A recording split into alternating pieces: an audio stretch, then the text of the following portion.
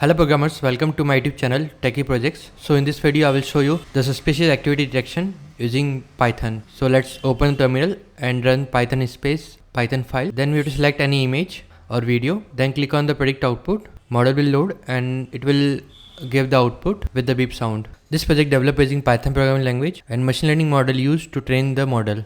Right now it is alert. There will be a shoplifting.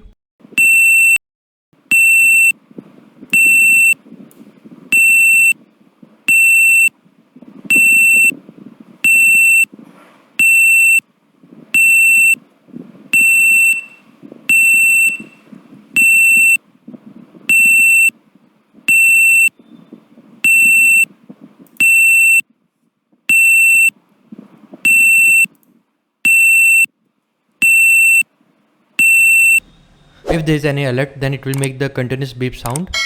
Let's click on the about section. It will give the complete information about project. Let's click on the exit button. So it will close the software. Okay, this is the complete project. Thank you friends for watching my video. If any, then subscribe channel and share with your friend. Thank you.